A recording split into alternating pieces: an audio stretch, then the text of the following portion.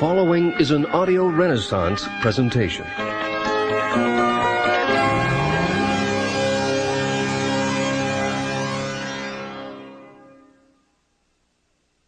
Hello, I'm Bill Hartley, President of Audio Renaissance. I'm very pleased to introduce you to this special 2-cassette edition of Napoleon Hill's classic, Think and Grow Rich, co-produced by Audio Renaissance Tapes and Cassette Productions Unlimited. This unique presentation of Think and Grow Rich combines excerpts from the book read by Joe Slattery with personal anecdotes told by the author himself, Napoleon Hill. Because there's so much valuable information contained in every minute of this 2-hour program, we've included a self-help success manual designed for you to use along with the audio cassettes. We hope that it'll assist you in organizing your study of Napoleon Hill's philosophy of success, and that it'll become a record of your personal growth as you think and grow rich. Just before we begin, I'd like to give you the following information from the publisher's preface. Think and Grow Rich by Napoleon Hill, published by Fawcett Crest, New York, copyright 1937 by Napoleon Hill. Revised edition, copyright 1960 by Combined Registry Company. Copyright under International and Pan American Copyright Conventions. All rights reserved and transferred, January 1963, to Napoleon Hill Foundation, Charleston, South Carolina. And now, here's Joe Slattery with Napoleon Hill and our special presentation of Think and Grow Rich.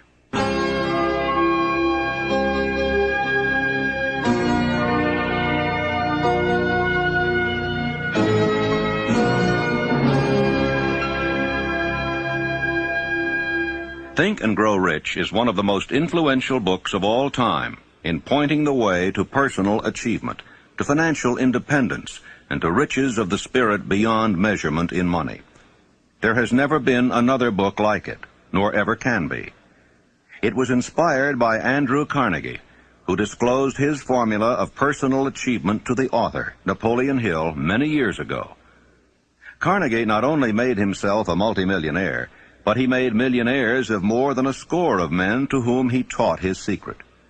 Another 500 wealthy men revealed the source of their riches to Napoleon Hill, who has spent a lifetime of research in bringing their message to people in all walks of life who are willing to give their thoughts, ideas, and organized plans in return for riches. The riches within your grasp cannot always be measured in money. There are great riches in lasting friendships, harmonious family relationships, sympathy and understanding between business associates, and inner harmony which brings peace of mind measurable only in spiritual values. The philosophy of Think and Grow Rich will prepare you to attract and enjoy these higher estates which always have been and always will be denied to all except those who are ready for them. Everyone desires to be rich, but not everyone knows what constitutes enduring riches. And most people believe riches to consist only in material things that money can buy. Now here is a list of the 12 things which constitute real riches. Number 1, a positive mental attitude. Observe that it heads the list. And second, sound physical health. And third, harmony in human relations. And fourth, freedom from fear. And fifth, the hope of future achievement. And sixth, the capacity for applied faith. And 7, willingness to share one's blessings with others. 8, to be engaged in a labor of love. 9, an open mind on all subjects toward all people. 10, complete self-discipline. 11, wisdom with which to understand people. And 12, financial security. Observe, if you will, with great benefit, the fact that money comes at the end of the list of the 12 things that make men rich. Be prepared when you begin to put the philosophy of Think and Grow Rich into action for a changed life which will not only ease the trials and stresses of living, but will also prepare you for the accumulation of material riches in abundance. In every chapter of this book, mention has been made of the money-making secret which has made fortunes for hundreds of exceedingly wealthy men whom I have carefully analyzed over a long period of years. If you are ready to put it to use, you will recognize this secret at least once in every chapter. I wish I might feel privileged to tell you how you will know if you are ready. but that would deprive you of much of the benefit you will receive when you make the discovery in your own way. As a final word of preparation, before you begin the first chapter, may I offer one brief suggestion which may provide a clue by which the Carnegie secret may be recognized. It is this: all achievement, all earned riches have their beginning in an idea. If you are ready for the secret, you already possess one half of it. Therefore, you will readily recognize the other half the moment it reaches your mind. When you begin to think and grow rich, you will observe that riches begin with a state of mind, with definiteness of purpose, with little or no hard work. You and every other person ought to be interested in knowing how to acquire that state of mind which will attract riches. I spent 25 years in research because I too wanted to know how wealthy men became that way. My brother and I had matriculated at Georgetown University Law School intending to become lawyers. We didn't have any money, but I did have ability to write, and I promised that I would write stories about successful men, sell them to the magazines, and pay our way through. And my first assignment, fortunately, was with Andrew Carnegie in Pittsburgh. He gave me 3 hours.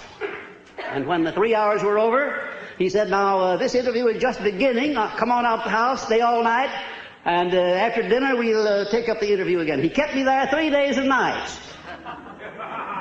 And believe you me, I was more than flattered. I wondered what it was all about.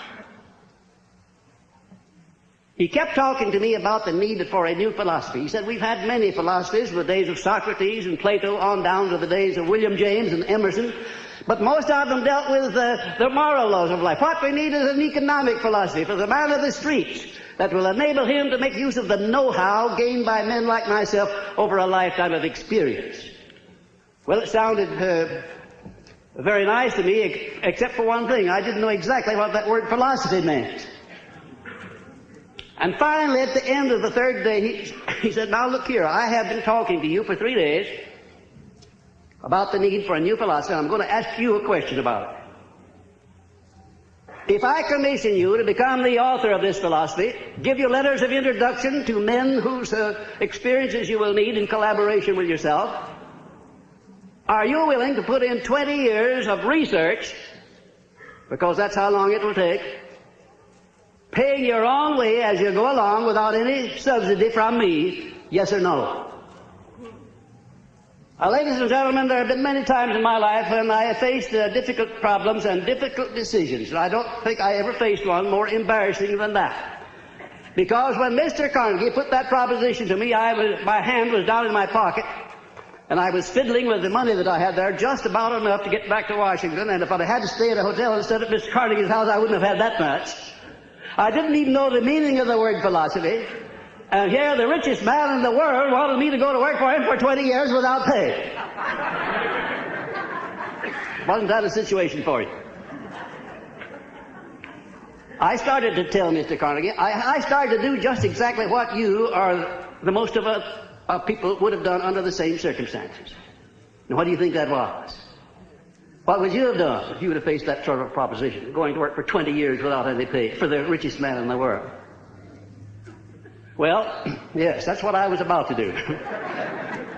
But something inside of me wouldn't let me open my mouth until I got a hunch that if Mr. Carnegie had kept me there for 3 days, it must have been for a purpose. That he must have seen something in me that I didn't know was there. Also, that a man with Mr. Carnegie's reputation for picking men certainly didn't pick me to do a job like that unless he knew I had the ability to do it. And whatever this something was, this silent, invisible person that was standing, looking over my shoulder and whispering in my ear, said, go ahead and tell him yes. I said, Mr. Carnegie, I not only will accept the commission, sir, but you may depend upon it that I will complete it. He said, I like the way you ended that sentence up, and I think you'll do it. You have the job. The only contribution Mr. Carnegie ever made to me outside of introducing me where I needed to be introduced was to pay my expenses in the early part of my relationship with him. The first man he sent me to see was Henry Ford.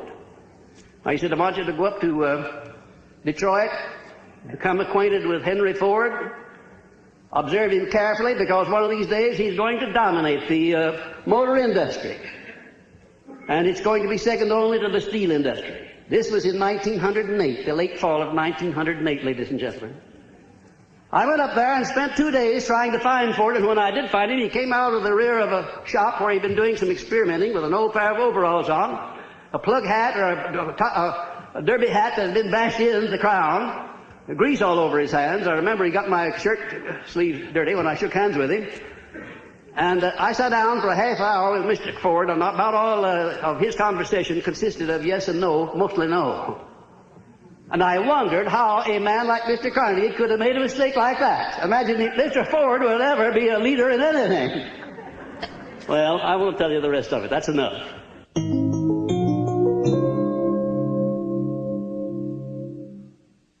Desire. The starting point of all achievement. The first step toward riches. A long while ago, a great warrior faced a situation which made it necessary for him to make a decision which ensured his success on the battlefield. He was about to send his armies against a powerful foe, whose men outnumbered his own. He loaded his soldiers into boats, sailed to the enemy's country, unloaded soldiers and equipment, then gave the order to burn the ships that had carried them. Addressing his men before the first battle, he said, "You see the boats going up in smoke. That means that we cannot leave these shores alive unless we win. We now have no choice. We win or we perish." They won. Every person who wins in an undertaking must be willing to burn his ships and cut all sources of retreat. Only by so doing can one be sure of maintaining that state of mind known as a burning desire to win, essential to success. Every human being who reaches the age of understanding of the purpose of money wishes for it. Wishing will not bring riches, but desiring riches with a state of mind that becomes an obsession, then planning definite ways and means to acquire riches, and backing those plans with persistence which does not recognize failure, will bring riches. 6 ways to turn desires into gold. The method by which desire for riches can be transmuted into its financial equivalent consists of 6 definite practical steps. That is, first, fix in your mind the exact amount of money you desire. It is not sufficient merely to say, "I want plenty of money." Be definite as to the amount. There is a psychological reason for definiteness, which will be described in a subsequent chapter. Second, determine exactly what you intend to give in return for the money you desire. There is no such reality as something for nothing. Third, establish a definite date when you intend to possess the money you desire. Fourth, create a definite plan for carrying out your desire, and begin at once, whether you are ready or not, to put this plan into action. Fifth, write out a clear, concise statement of the amount of money you intend to acquire, name the time limit for its acquisition, state what you intend to give in return for the money, and describe clearly the plan through which you intend to accumulate it. Sixth, read your written statement aloud twice daily, once just before retiring at night and once after arising in the morning. As you read, see and feel and believe yourself already in possession of the money. It is important that you follow the instructions described in these 6 steps. It is especially important that you observe and follow the instructions in the 6th paragraph. You may complain that it's impossible for you to see yourself in possession of money before you actually have it. Here is where a burning desire will come to your aid. If you truly desire money so keenly that your desire is an obsession, you will have no difficulty in convincing yourself that you will acquire it. The object is to want money and to become so determined to have it that you convince yourself you will have it. Can you imagine yourself a millionaire? To the uninitiated, who has not been schooled in the working principles of the human mind, these instructions may appear impractical. It may be helpful to all who fail to recognize the soundness of the 6 steps to know that the information they convey was received from Andrew Carnegie, who began as an ordinary laborer in the steel mills, but managed, despite his humble beginning, to make these principles yield him a fortune of considerably more than $100 million. It may be a further help to know that the 6 steps here recommended were carefully scrutinized by the late Thomas A. Edison, who placed his stamp of approval upon them as being not only the steps essential for the accumulation of money, but for the attainment of any goal. The steps call for no hard labor. They call for no sacrifice. They do not require one to become ridiculous or credulous. To apply them calls for no great amount of education. But the successful application of these 6 steps does call for sufficient imagination to enable one to see and to understand that accumulation of money cannot be left to chance, good fortune, and luck. One must realize that all who have accumulated great fortunes first did a certain amount of dreaming, hoping, wishing, desiring, and planning before they acquired money. You may as well know right here that you can never have riches in great quantity unless you can work yourself into a white heat of desire for money and actually believe you will possess it. If the thing you wish to do is right and you believe in it, go ahead and do it. Put your dream across, and never mind what they say if you meet with temporary defeat, for they, perhaps, do not know that every failure brings with it the seed of an equivalent success. Thomas Edison dreamed of a lamp that could be operated by electricity, began where he stood to put his dream into action, and despite more than 10,000 failures, he stood by that dream until he had made it a physical reality. Practical dreamers do not quit. Imagine a man, for instance, standing by through 10,000 different failures, as Mr. Edison did, before giving up. His personal initiative was so definite that he told me that if he hadn't found the secret of the incandescent electric lamp, that at that very moment he would be in the laboratory working on it instead of being out there wasting his time talking with me. And then in a more serious note, Mr. Edison said, you know, I had to succeed because I finally ran out of things that wouldn't work. And I've thought of that so many times, wondering why more people don't keep on keeping on until they run out of things that won't work, for then they're bound to find the thing that will work. There is a difference between wishing for a thing and being ready to receive it. No one is ready for a thing until he believes he can acquire it. The state of mind must be belief, not mere hope or wish. Open-mindedness is essential for belief. Closed minds do not inspire faith, courage, and belief. Remember, no more effort is required to aim high in life, to demand abundance and prosperity, than is required to accept misery and poverty. I believe in the power of desire backed by faith, because I have seen this power lift men from lowly beginnings to places of power and wealth. I have seen it rob the grave of its victims. I have seen it serve as the medium by which men staged a comeback after having been defeated in 100 different ways. I have seen it provide my own son with a normal, happy, successful life, despite nature's having sent him into the world without ears. When my second son, Blair, was born, he was born without ears. And the doctors told me that he would be a deaf mute all of his life. I told them he would not be a deaf mute, and that he would live to have 100% of his hearing just like other children. And one of these doctors came over and put his arm on my shoulder, and he said, now look here, Napoleon, there are some things in this world that neither you nor I nor anyone else can do anything about, and now you face one of those situations. I said, Doctor, there is nothing in this world that I can't do something about, if it's nothing more than adjust myself to an unpleasant situation so it does not destroy my spirit. I went to work on that child through prayer before I ever saw him. I worked on him continuously, almost 4 hours a day for the first 4 years of his life. And at the age of about 18 months, we recognized that he was beginning to hear. We didn't know just how much. But by the time he had reached the 4th year, he had developed 65% of his normal hearing. And in his 3rd year in college, in the University of West Virginia, the Acousticon Company, manufacturer of hearing aids, heard about this unusual case, the only one of its kind in the world where a child born without ears ever learned to hear. Came down to the University of West Virginia and made him a special hearing aid that gave him the other 35% of his hearing, and Blair today has 100% of his hearing just exactly like I said he would. It's almost one of the modern miracles of medical science that this thing happened. And the doctors today don't know exactly how it did happen. I'm not so sure that I did, but I know what I was doing to help bring it about.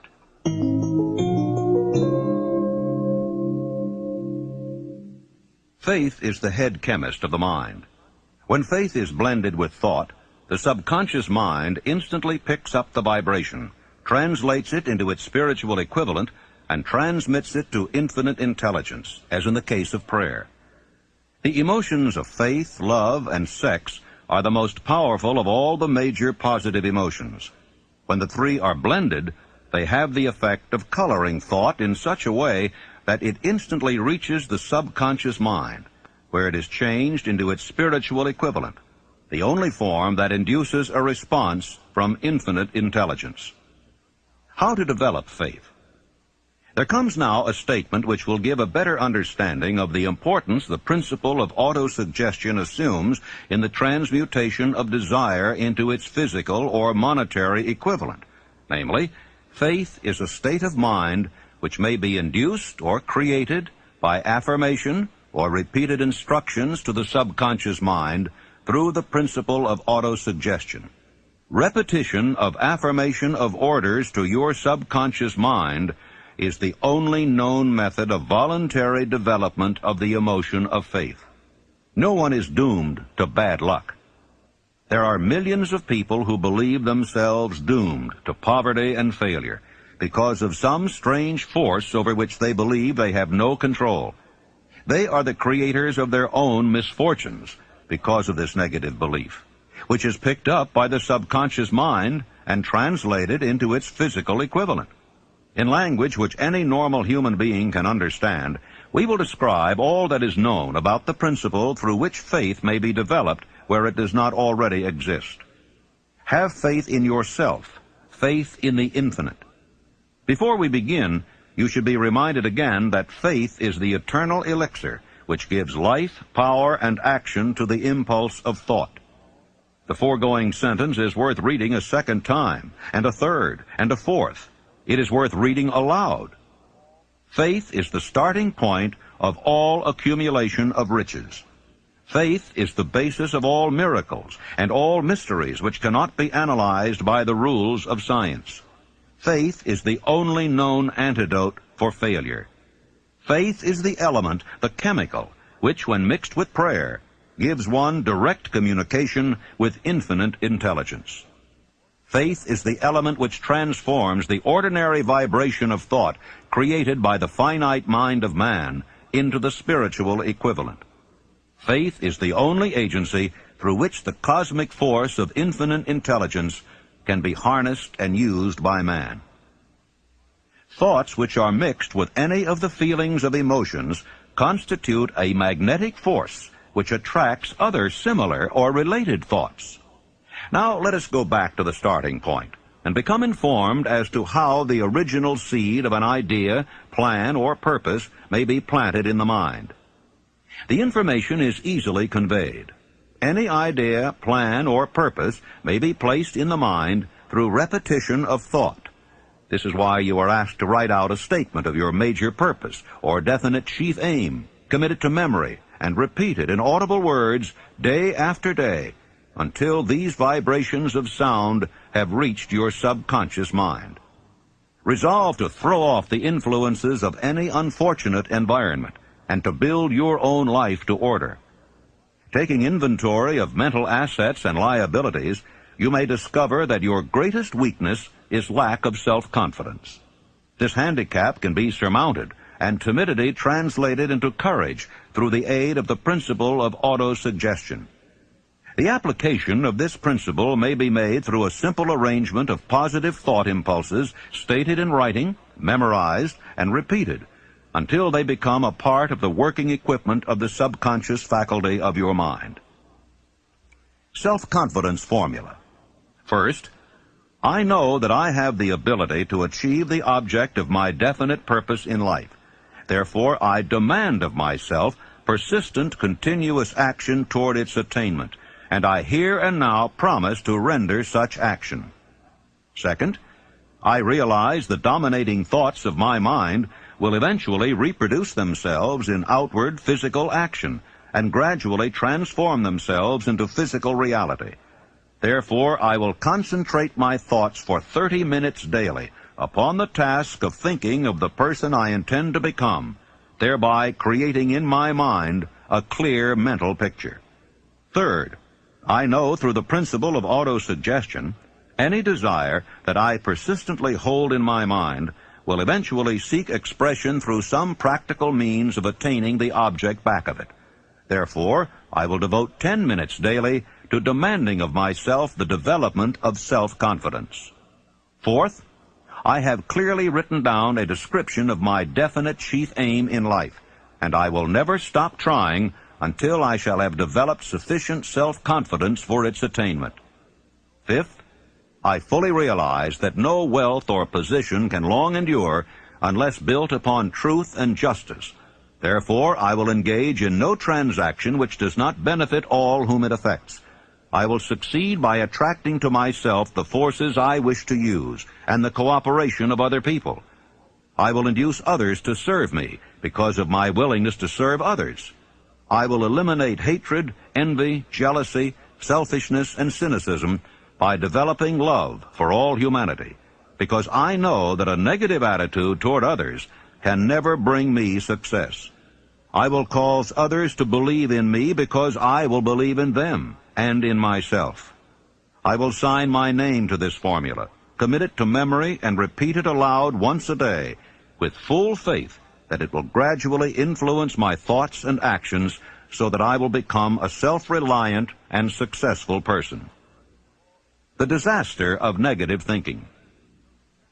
The subconscious mind makes no distinction between constructive and destructive thought impulses. It works with the material we feed it, through our thought impulses.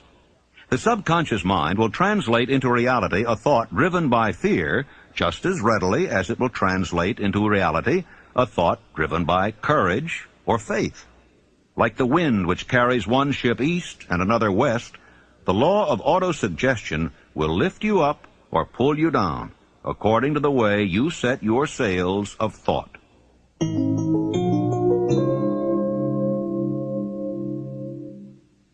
Autosuggestion, the medium for influencing the subconscious mind, the third step toward riches.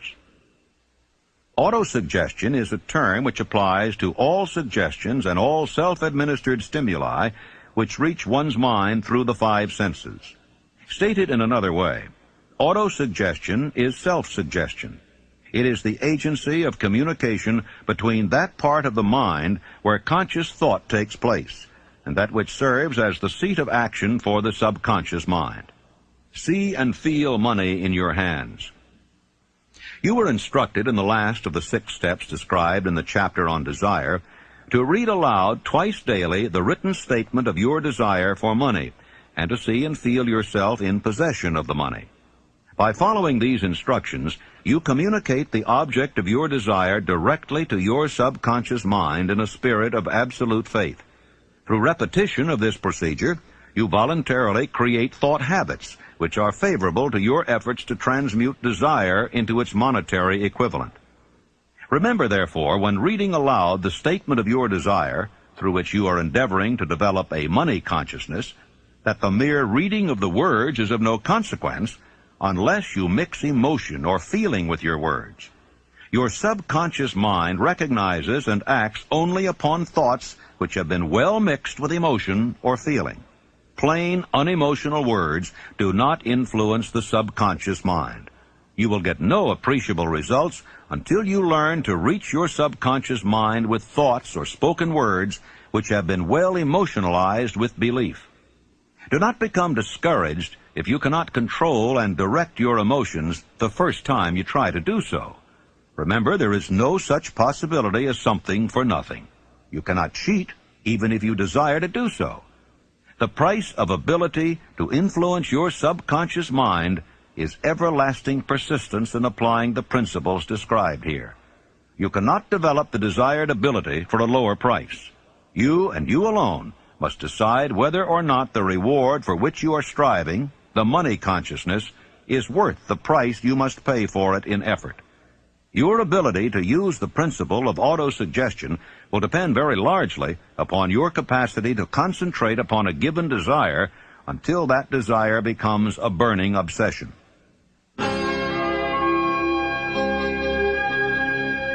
Please fast forward to the end and turn the tape over for proper cueing of side 2.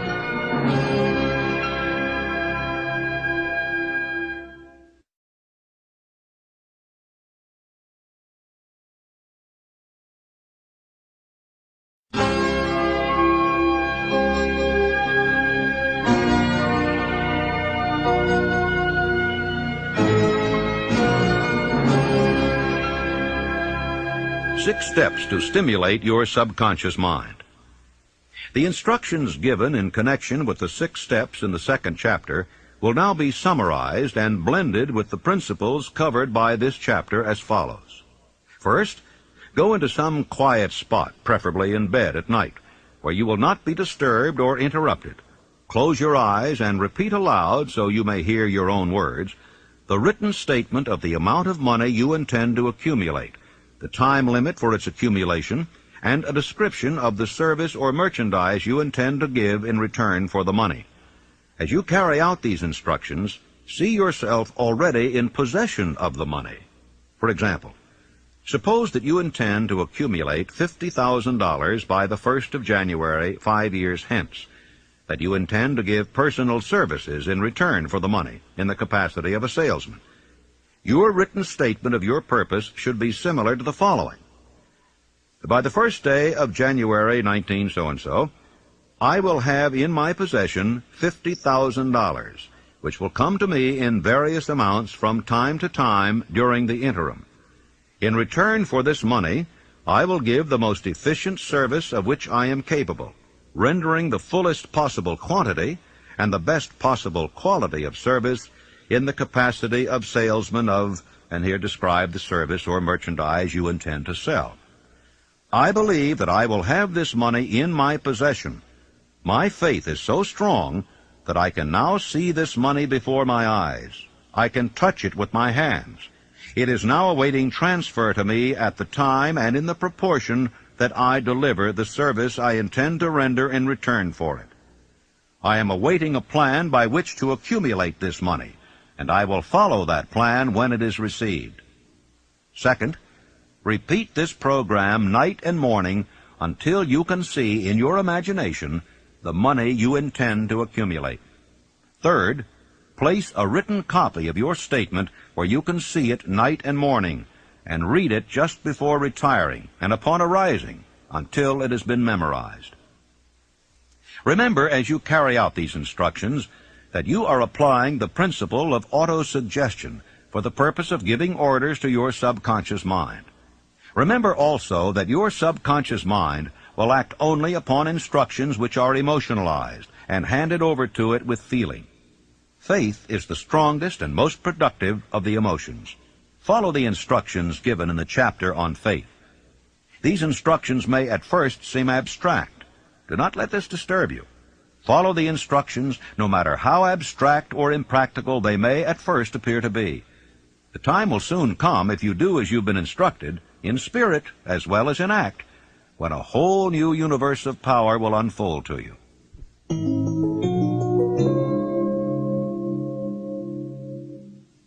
Specialized knowledge, personal experiences or observations, the 4th step toward riches.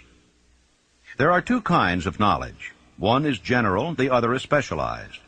General knowledge, no matter how great in quantity or variety it may be, is of but little use in the accumulation of money. The faculties of the great universities possess in the aggregate practically every form of general knowledge known to civilization. Most of the professors have but little money. They specialize on teaching knowledge, but they do not specialize on the organization or the use of knowledge. Knowledge will not attract money unless it is organized and intelligently directed through practical plans of action to the definite end of accumulation of money. Lack of understanding of this fact has been the source of confusion to millions of people who falsely believe that knowledge is power. It is nothing of the sort. Knowledge is only potential power. It becomes power only when and if it is organized into definite plans of action and directed to a definite end. This missing link in all systems of education may be found in the failure of educational institutions to teach their students how to organize and use knowledge after they acquire it. Many people make the mistake of assuming that because Henry Ford had but little schooling, he was not a man of education. Those who make this mistake do not understand the real meaning of the word educate. That word is derived from the Latin word educo, meaning to educe, to draw out, to develop from within. An educated man is not necessarily one which has an abundance of general or specialized knowledge. An educated man is one who has so developed the faculties of his mind that he may acquire anything he wants or its equivalent without violating the rights of others. You must remember that Mr. Edison only had 3 months of schooling in his entire life. Although he chose a work that called for the application of many of the sciences, he knew nothing about any of them. Now, you may wish to ask how in the world did he get along with only 3 months of schooling in the business of inventing, dealing with the sciences, and yet knowing nothing about any of them. I've been asked that question many times. Well, the answer is very simple. He got along by surrounding himself with men who did understand the sciences, technical men, educated men, and he used their brains just as successfully as if he had had the knowledge himself. As a matter of fact, every successful man in the upper brackets of achievement makes use of other people's knowledge and their influence and their education under the mastermind principle.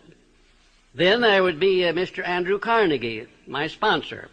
He came over to this country in the steerage, didn't have enough money to pay first-class fare on the boat. And he rose to a high position in the world by surrounding himself with men who knew more than he did, who could do the things that he wanted done. And I could name 100 others who started in low positions and rose to high positions in life by associating themselves with other people under the mastermind principle. The accumulation of great fortunes calls for power, and power is acquired through highly organized and intelligently directed specialized knowledge. But that knowledge does not necessarily have to be in the possession of the man who accumulates the fortune. The preceding paragraph should give hope and encouragement to the man with ambition to accumulate a fortune who has not possessed himself of the necessary education to supply such specialized knowledge as he may require. Men sometimes go through life suffering from inferiority complexes because they are not men of education. The man who can organize and direct a mastermind group of men who possess knowledge useful in the accumulation of money is just as much a man of education as any man in the group. Back of all ideas is specialized knowledge. Unfortunately, for those who do not find riches in abundance, specialized knowledge is more abundant and more easily acquired than ideas. Because of this very truth, there is a universal demand and an ever-increasing opportunity for the person capable of helping men and women to sell their personal services advantageously. Capability means imagination, the one quality needed to combine specialized knowledge with ideas in the form of organized plans designed to yield riches. If you have imagination, this chapter may present you with an idea sufficient to serve as the beginning of the riches you desire. Remember, the idea is the main thing. Specialized knowledge may be found just around the corner, any corner.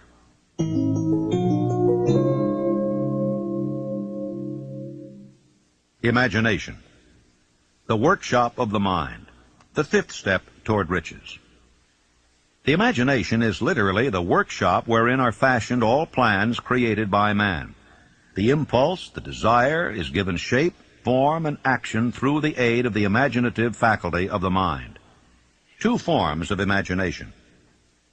The imaginative faculty functions in two forms. One is known as synthetic imagination, and the other as creative imagination. Synthetic imagination. Through this faculty, one may arrange old concepts, ideas, or plans into new combinations. This faculty creates nothing. It merely works with the material of experience, education, and observation with which it is fed. It is the faculty used most by the inventor, with the exception of the genius who draws upon the creative imagination when he cannot solve his problem through synthetic imagination. Creative imagination. Through the faculty of creative imagination, the finite mind of man has direct communication with infinite intelligence. It is the faculty through which hunches and inspirations are received. It is by this faculty that all basic or new ideas are handed over to man. It is through this faculty that one individual may tune in or communicate with the subconscious minds of other men. Center your attention for the time being on the development of the synthetic imagination, because this is the faculty which you will use more often in the process of converting desire into money. Transformation of the intangible impulse of desire into the tangible reality of money calls for the use of a plan or plans.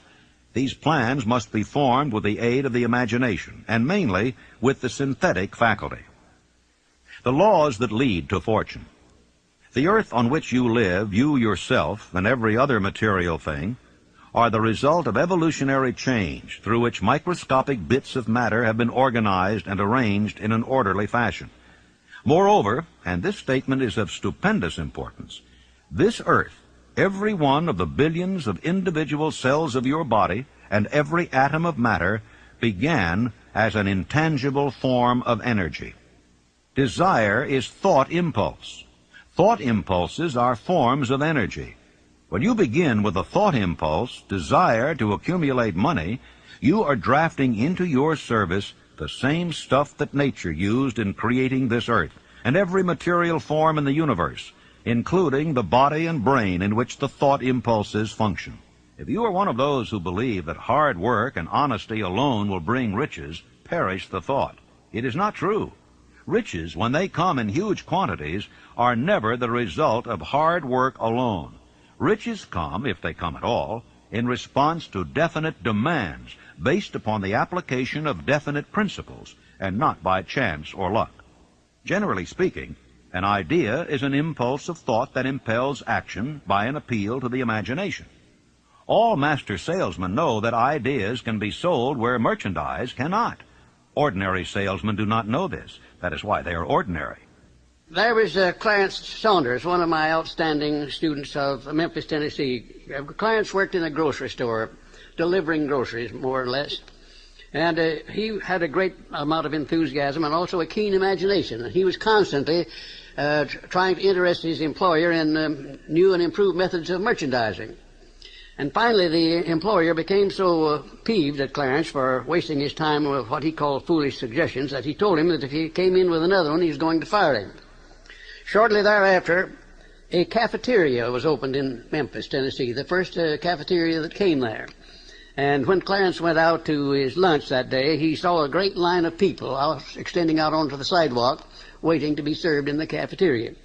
Out of curiosity, he got on the end of the line, and when he picked up his tray and filled it up, by the time he got down to the cashier or the checker, his imagination began to turn, and he said, what a wonderful thing this would be in our grocery business, to have a self-help grocery store so women could come in with a basket on their arm, pick up what they wanted, and pay for it at one place as they went out. It would save a lot of time, and it would save a lot of embarrassment. Well, Clarence could hardly wait until he got back to the store, and he rushed in and he said, well, boss, I have a multi-million-dollar idea, and the boss said, now, Clarence, you're fired. Clarence said, oh, no, I'm not. I resigned before I started to talk. Later on, I talked to the man who was Clarence's boss, and he said as near as he could figure, every word that he used in trying to fire Clarence had cost him $1 million. Because Clarence took his idea of self-help grocery stores to a firm who financed it under the name of Piggly Wiggly Stores, and he made $4 million during the first 4 years. An astounding illustration of what a man can do with an idea backed by the proper amount of enthusiasm.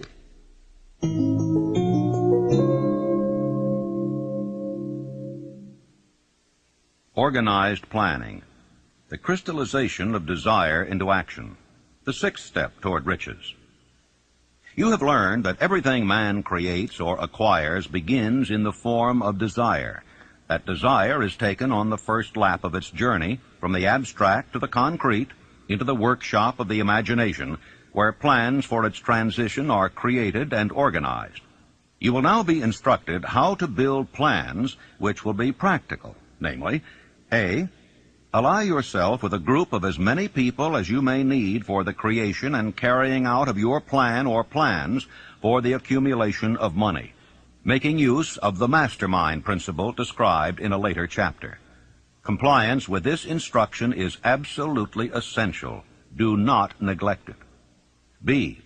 Before forming your mastermind alliance, decide what advantages and benefits you may offer the individual members of your group in return for their cooperation. No one will work indefinitely without some form of compensation.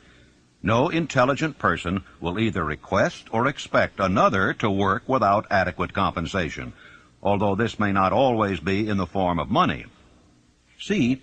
Arrange to meet with the members of your mastermind group at least twice a week, and more often if possible, until you have jointly perfected the necessary plan or plans for the accumulation of money. D. Maintain perfect harmony between yourself and every member of your mastermind group.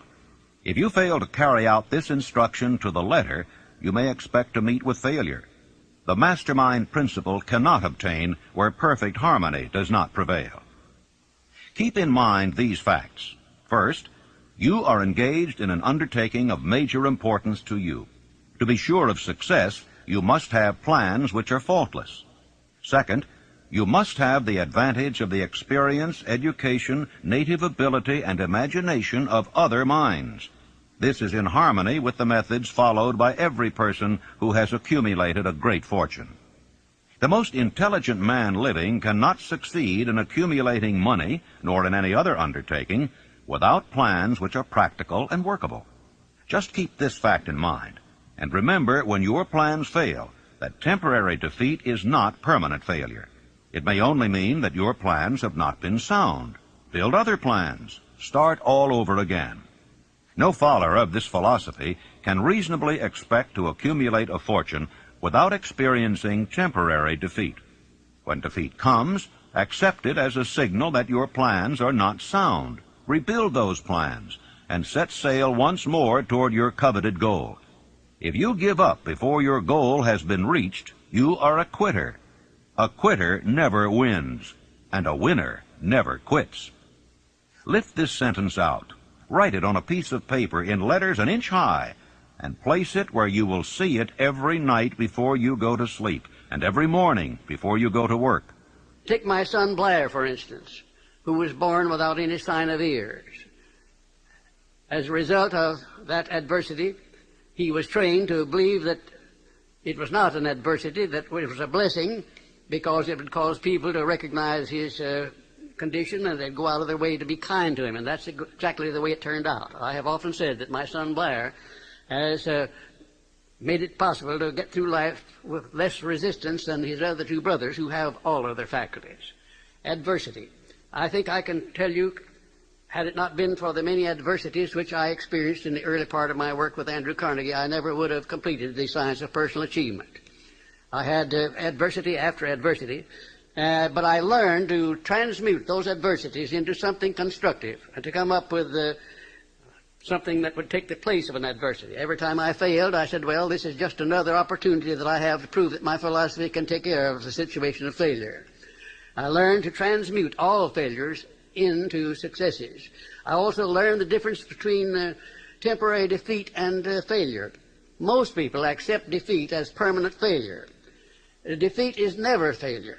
No circumstance is ever failure until it is accepted by the individual as such. And that's one of the greatest things that I learned about this principle of profiting by adversity. When you begin to select members for your mastermind group, endeavor to select those who do not take defeat seriously. Some people foolishly believe that only money can make money. This is not true. Desire, transmuted into its monetary equivalent through the principles laid down here, is the agency through which money is made. Money of itself is nothing but inert matter. It cannot move, think, or talk, but it can hear when a man who desires it calls it to come. Planning the sale of personal services. Intelligent planning is essential for success in any undertaking designed to accumulate riches. Here will be found detailed instructions to those who must begin the accumulation of riches by selling personal services. It should be encouraging to know that practically all the great fortunes began in the form of compensation for personal services, or from the sale of ideas. What else except ideas and personal services would one not possessed of property have to give in return for riches? The major attributes of leadership. The following are important factors of leadership. 1. Unwavering courage based upon knowledge of self and of one's occupation. No follower wishes to be dominated by a leader who lacks self-confidence and courage. No intelligent follower will be dominated by such a leader very long. 2. Self-control. The man who cannot control himself can never control others. Self-control sets a mighty example for one's followers, which the more intelligent will emulate. 3. A keen sense of justice. Without a sense of fairness and justice, no leader can command and retain the respect of his followers. 4. Definiteness of decision. The man who wavers in his decisions shows that he is not sure of himself, cannot lead others successfully. 5. Definiteness of plans. The successful leader must plan his work and work his plan. A leader who moves by guesswork without practical, definite plans is comparable to a ship without a rudder. Sooner or later he will land on the rocks. 6. The habit of doing more than paid for. One of the penalties of leadership is the necessity of willingness upon the part of the leader to do more than he requires of his followers. 7. A pleasing personality. No slovenly, careless person can become a successful leader. Leadership calls for respect. Followers will not respect a leader who does not grade high on all of the factors of a pleasing personality. 8. Sympathy and understanding. The successful leader must be in sympathy with his followers. Moreover, he must understand them and their problems. 9. Mastery of detail. Successful leadership calls for mastery of the details of the leader's position. 10. Willingness to assume full responsibility. The successful leader must be willing to assume responsibility for the mistakes and the shortcomings of his followers. If he tries to shift this responsibility, he will not remain the leader. If one of his followers makes a mistake and shows himself incompetent, the leader must consider that it is he who failed. 11. Cooperation. The successful leader must understand and apply the principles of cooperative effort and be able to induce his followers to do the same. Leadership calls for power, and power calls for cooperation. How to get the exact position you desire. Everyone enjoys doing the kind of work for which he is best suited. An artist loves to work with paints, a craftsman with his hands, a writer loves to write. Those with less definite talents have their preferences for certain fields of business and industry. If America does anything well, it offers a full range of occupations: tilling the soil, manufacturing, marketing, and the professions. First, decide exactly what kind of job you want. If the job doesn't already exist, perhaps you can create it. Second, choose the company or individual for whom you wish to work. Third, study your prospective employer as to policies, personnels, chances of advancement.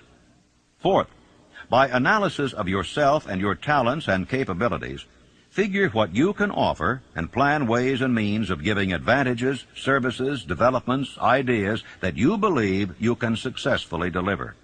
Fifth, forget about a job. Forget whether or not there is an opening. Forget the usual routine of, have you got a job for me? Concentrate on what you can give. Sixth, once you have your plan in mind, arrange with an experienced writer to put it on paper in neat form and in full detail. Seventh, present it to the proper person with authority, and he will do the rest. Every company is looking for men who can give something of value, whether it be ideas, services, or connections. Every company has room for the man who has a definite plan of action which is to the advantage of that company. This line of procedure may take a few days or weeks of extra time, but the difference in income, in advancement, and in gaining recognition will save years of hard work at small pay. It has many advantages, the main one being that it will often save from 1 to 5 years of time in reaching a chosen goal. Every person who starts or gets in halfway up the ladder does so by deliberate and careful planning. For instance, back in the early days when I wanted to get a job from a certain firm while I was going to high school, here's the way I went about it. I wrote an application stating my qualifications and my desire for the job. The answer came back, no, too sorry, no position open. Next, I sent a telegram. The answer was still no. Next, I sent a special delivery letter every day for a week. Answer was still no. Next, I sent a special delivery every hour for 2 days. And the firm telegraphed me to come and go to work. Every person must be his own salesman of personal services. The quality and the quantity of service rendered, and the spirit in which it is rendered, determine to a large extent the price and the duration of employment. To market personal services effectively, which means a permanent market at a satisfactory price under pleasant conditions, one must adopt and follow the QQS formula, which means that quality plus quantity plus the proper spirit of cooperation equals perfect salesmanship of service. Remember the QQS formula, but do more. Apply it as a habit. Let us analyze the formula to make sure we understand exactly what it means. 1. Quality of service shall be construed to mean the performance of every detail in connection with your position in the most efficient manner possible, with the object of greater efficiency always in mind. 2. Quantity of service shall be understood to mean the habit of rendering all the service of which you are capable at all times, with the purpose of increasing the amount of service rendered as greater skill is developed through practice and experience. Emphasis is again placed on the word habit. 3. Spirit of service shall be construed to mean the habit of agreeable, harmonious conduct which will induce cooperation from associates and fellow employees. Well, let me relate my experience with Franklin D. Roosevelt in the White House in 1933, and will give you a fine indication of how the students of this philosophy may profit by this important principle. First of all, let me define the principle of going the extra mile. It means rendering more service and better service than you are paid to render, and doing it all the time, and doing it in a pleasing, positive mental attitude. When I went to work for the President in 1933, nothing was said at the beginning about how much I was to receive or who was to pay it. And I had been there about 3 months when one day Franklin D. Roosevelt asked me who was paying my salary and how much I was getting, and I said, well, Mr. President, that's something I would like to know myself. I haven't heard anything about it. And we talked on for a little while, and I said, well, now, Mr. President, you know, I have been serving you ever since you were Assistant Secretary of the Navy, and particularly while you were Governor of New York. And you will recall, of course, that up to this time I have never rendered you a bill or asked you to pay me $1 for my services, and I'm not going to start now. But if you insist upon it, suppose you put me on the payroll at $1 a year. And that's exactly what he did. Well, I took my typewriter down to the White House, and when I wasn't actually serving the President or some member of his staff or cabinet, I started writing books. I wrote 6 books that first year, among them Think and Grow Rich, the book that has made me popular all over the world, you might say.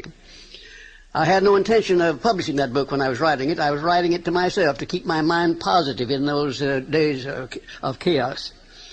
Well, some 3 years after I left the service of the President, I got out these manuscripts and read them, and I made up my mind that the only one worth publishing was Think and Grow Rich. And when I took it to my publisher, he said, well, what is in this book that leads you to believe it would sell? I said, you will have to read it to find out. He took it home with him and read it. He had his whole staff read it paragraph by paragraph, and then they took a vote on it, and they voted unanimously that it was the best manuscript that ever came to that publishing house. They printed it, put it to work, and it's been selling as a bestseller all over the world up to this time. It has grossed over $18 million, and probably will gross many more millions of dollars while I'm still alive. It's been translated into many languages. It was endorsed by Mahatma Gandhi and distributed widely throughout India. It went from there to Brazil, where it was translated into the Portuguese language and is widely distributed throughout Latin America. And I think if you'll stop and consider the wages that I asked, the wages that I received of $1 a year, and the service that I gave for that, you'll recognize what can be accomplished by going the extra mile. Now, let me give you some of the benefits that comes from going the extra mile. Well, it places the law of increasing returns squarely back of one. It brings one to the favorable attention of those who can and do provide opportunities for self-promotion. It tends to permit one to become indispensable in many different human relationships, and therefore enables one to command more than average compensation. It leads to a mental growth and physical perfection in various forms of service, thereby developing greater ability and skill in one's chosen vocation. It protects one against the loss of employment and places one in a position to choose his own job and working conditions. It enables one to profit by the law of contrast, because the majority of people do not practice the habit of going the extra mile. As a matter of fact, the majority of people don't even go the first mile. And it leads to the development of a positive, pleasing personal attitude, which is among the more important traits of a pleasing personality. And it tends to develop a keen, alert imagination, as it is a habit which keeps one continuously seeking new and more efficient ways of rendering service. It definitely serves to develop self-reliance. It serves also to build the confidence of others in one's integrity. And it is the only logical reason to justify one in asking for a promotion or for more wages, because if a man is not doing any more than he's paid for, then obviously he has no right to ask for more pay.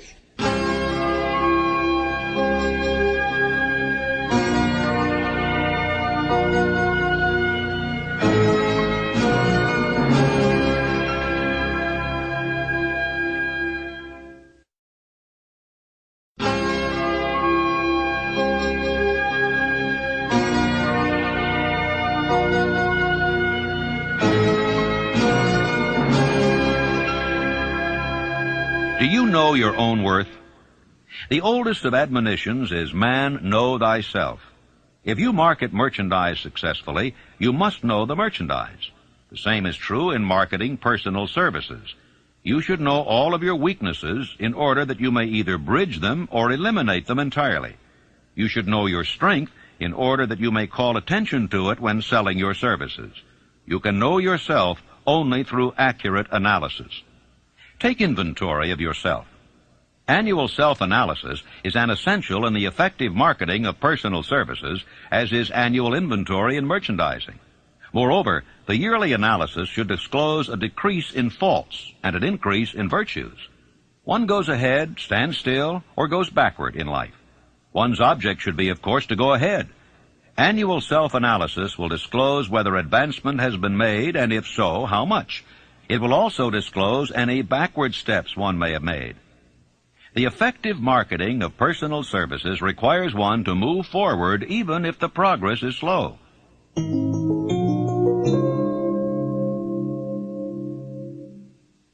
Decision. The mastery of procrastination. The seventh step toward riches. Analysis of over 25,000 men and women who had experienced failure disclosed the fact that lack of decision was near the head of the list of the 31 major causes of failure. Procrastination, the opposite of decision, is a common enemy which practically every man must conquer. Analysis of several hundred people who had accumulated fortunes well beyond the $1 million mark disclosed the fact that every one of them had the habit of reaching decisions promptly and of changing these decisions slowly if and when they were changed. People who fail to accumulate money, without exception, have the habit of reaching decisions, if at all, very slowly, and of changing these decisions quickly and often. Tips on making your own decisions. The majority of people who fail to accumulate money sufficient for their needs are generally easily influenced by the opinions of others. They permit the newspapers and the gossiping neighbors to do their thinking for them. Opinions are the cheapest commodities on earth. Everyone has a flock of opinions ready to be wished upon anyone who will accept them. Close friends and relatives, while not meaning to do so, often handicap one through opinions, and sometimes through ridicule, which is meant to be humorous. Thousands of men and women carry inferiority complexes with them all through life, because some well-meaning but ignorant person destroyed their confidence through opinions or ridicule. You have a brain and a mind of your own. Use it. and reach your own decisions. If you need facts or information from other people to enable you to reach decisions, as you probably will in many instances, acquire these facts or secure the information you need quietly without disclosing your purpose. 56 who risked the gallows. The greatest decision of all time, as far as any American citizen is concerned, was reached in Philadelphia, July 4th, 1776, when 56 men signed their names to a document which they well knew would bring freedom to all Americans or leave every one of the 56 hanging from a gallows. You have heard of this famous document, but you may not have drawn from it the great lesson in personal achievement it so plainly taught. We all remember the date of this momentous decision, but few of us realize what courage that decision required. We remember our history as it was taught. We remember dates and the names of the men who fought. We remember Valley Forge and Yorktown. We remember George Washington and Lord Cornwallis. But we know little of the real forces back of these names, dates, and places. We know still less of that intangible power which ensured us freedom long before Washington's armies reached Yorktown. It is nothing short of tragedy that the writers of history have missed entirely even the slightest reference to the irresistible power which gave birth and freedom to the nation destined to set up new standards of independence for all the peoples of the earth. I say it as a tragedy because it is the selfsame power which must be used by every individual who surmounts the difficulties of life and forces life to pay the price asked. Analyze the events which led to the Declaration of Independence, and be convinced that this nation, which now holds a position of commanding respect and power among all nations of the world, was born of a decision created by a mastermind consisting of 56 men. Note well the fact that it was their decision which ensured the success of Washington's armies, because the spirit of that decision was in the heart of every soldier who fought with him, and served as a spiritual power which recognizes no such thing as failure. Note also, with great personal benefit, that the power which gave this nation its freedom is the self-same power that must be used by every individual who becomes self-determining. This power is made up of the principles described in this book. It will not be difficult to detect in the story of the Declaration of Independence at least 6 of these principles: desire, decision, faith, persistence, the mastermind, and organized planning. Know what you want, and you'll generally get it. Throughout this philosophy will be found the suggestion that thought, backed by strong desire, has a tendency to transmute itself into its physical equivalent. In your search for the secret of the method, do not look for a miracle, because you will not find it. You will find only the eternal laws of nature. These laws are available to every person who has the faith and the courage to use them. They may be used to bring freedom to a nation, or to accumulate riches. Definiteness of decision always requires courage, sometimes very great courage. The 56 men who signed the Declaration of Independence staked their lives on the decision to affix their signatures to that document. The person who reaches a definite decision to procure the particular job and make life pay the price he asks does not stake his life on that decision. He stakes his economic freedom. Financial independence, riches, desirable business and professional positions are not within reach of the person who neglects or refuses to expect, plan, and demand these things. The person who desires riches in the same spirit that Samuel Adams desired freedom for the colonies is sure to accumulate wealth.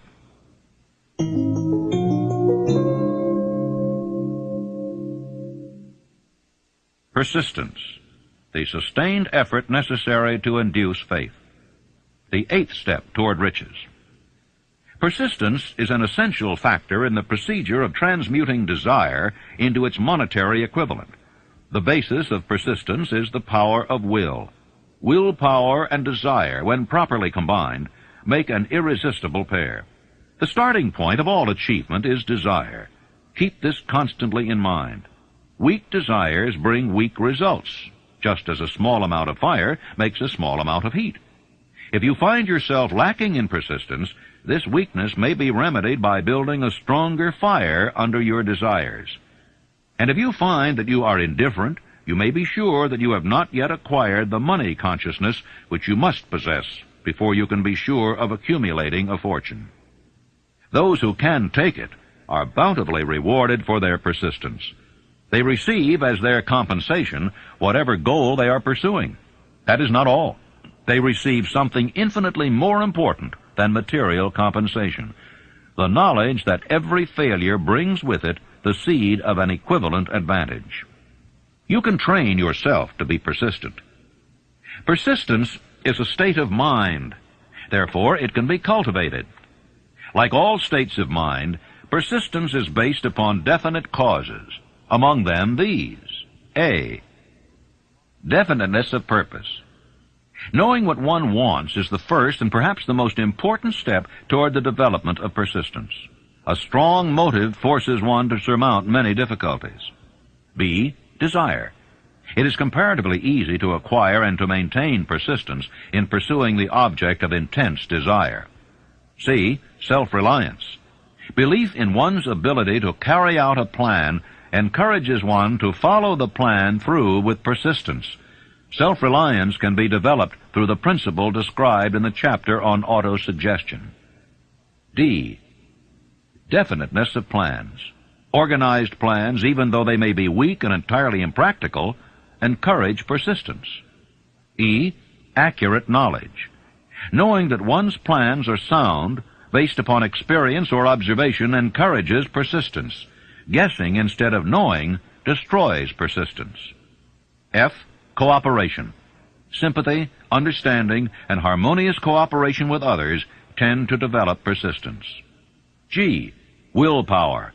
The habit of concentrating one's thoughts upon the building of plans for the attainment of a definite purpose leads to persistence. H. Habit. Persistence is the direct result of habit. The mind absorbs and becomes a part of the daily experiences upon which it feeds.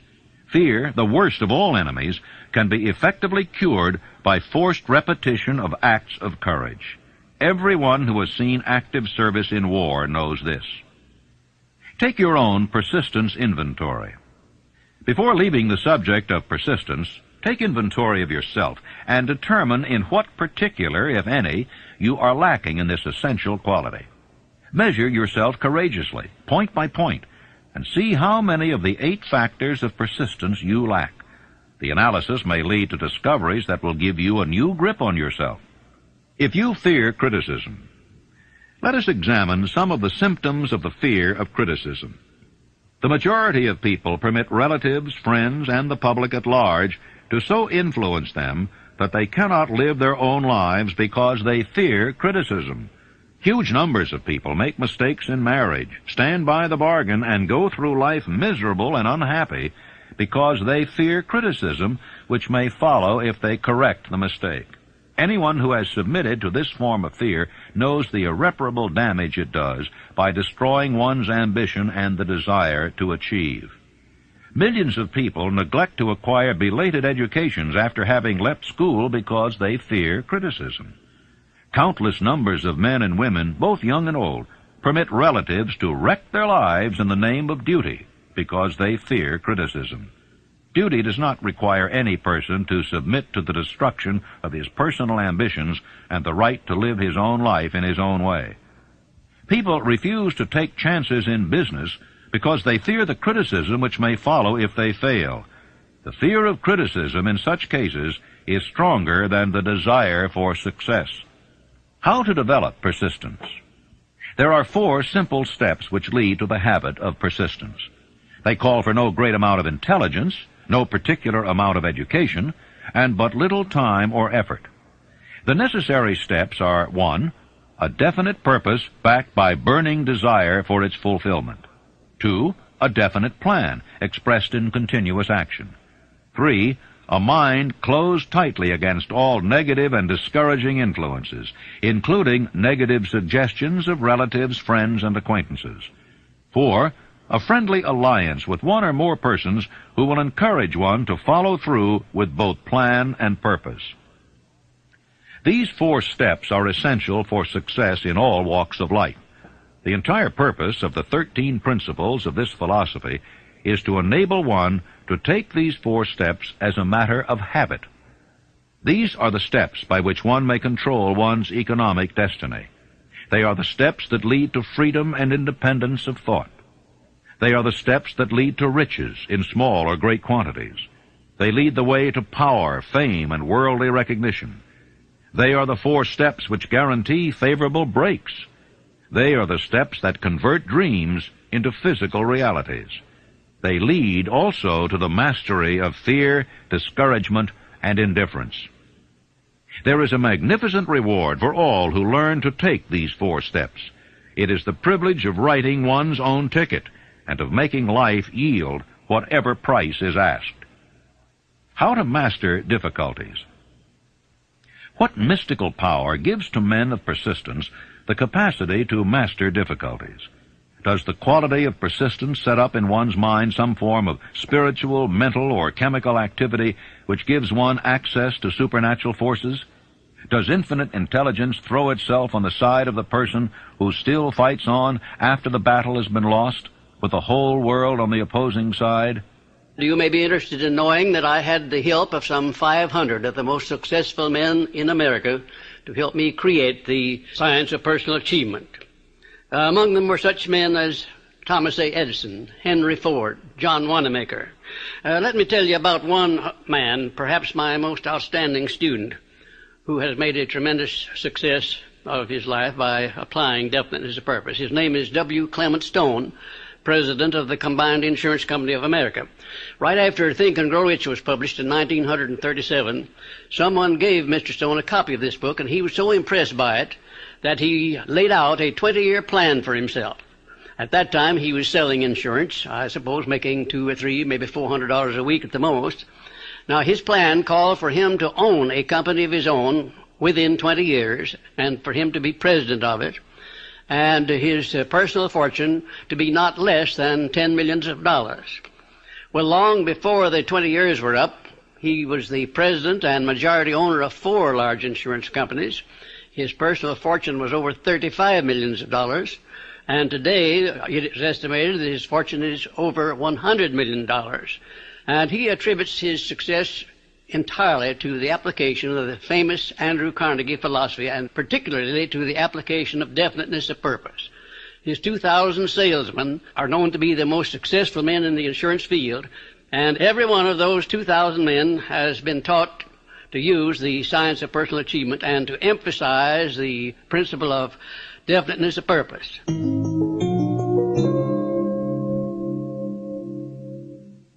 Power of the mastermind, the driving force, the 9th step toward riches. Power is essential for success in the accumulation of money. Plans are inert and useless without sufficient power to translate them into action. This chapter will describe the method by which an individual may attain and apply power. Power may be defined as organized and intelligently directed knowledge. Power, as the term is here used, refers to organized effort, sufficient to enable an individual to transmute desire into its monetary equivalent. Organized effort is produced through the coordination of effort of 2 or more people who work toward a definite end in a spirit of harmony. Power is required for the accumulation of money. Power is necessary for the retention of money after it has been accumulated. Let us ascertain how power may be acquired. If power is organized knowledge, let us examine the sources of knowledge. A. Infinite intelligence. This source of knowledge may be contacted through the procedure described in another chapter with the aid of creative imagination. B. Accumulated experience. The accumulated experience of man, or that portion of it which has been organized and recorded, may be found in any well-equipped public library. An important part of this accumulated experience is taught in public schools and colleges, where it has been classified and organized. C. Experiment and research. In the field of science, and in practically every other walk of life, men are gathering, classifying, and organizing new facts daily. This is the source to which one must turn when knowledge is not available through accumulated experience. Here, too, the creative imagination must often be used. Knowledge may be required from any of the foregoing sources. It may be converted into power by organizing it into definite plans, and by expressing those plans in terms of action. Gaining power through the mastermind. The mastermind may be defined as coordination of knowledge and effort in a spirit of harmony between two or more people for the attainment of a definite purpose. No individual may have great power without availing himself of the mastermind. In a preceding chapter, instructions were given for the creation of plans for the purpose of translating desire into its monetary equivalent. If you carry out these instructions with persistence and intelligence, and use discrimination in the selection of your mastermind group, your objective will have been halfway reached even before you begin to recognize it. So you may better understand the intangible potentialities of power available to you through a properly chosen mastermind group. We will here explain the two characteristics of the mastermind principle, one of which is economic in nature and the other psychic. The economic feature is obvious. Economic advantages may be created by any person who surrounds himself with the advice, counsel, and personal cooperation of a group of men who are willing to lend him wholehearted aid in a spirit of perfect harmony. This form of cooperative alliance has been the basis of nearly every great fortune. Your understanding of this great truth may definitely determine your financial status. The psychic phase of the mastermind principle is much more difficult to comprehend. You may catch a significant suggestion from this statement. No two minds ever come together without thereby creating a third invisible, intangible force which may be likened to a third mind. How to multiply your brain power. Man's brain may be compared to an electric battery. It is a well-known fact that a group of electric batteries will provide more energy than a single battery. It is also a well-known fact that an individual battery will provide energy in proportion to the number and capacity of the cells it contains. The brain functions in a similar fashion.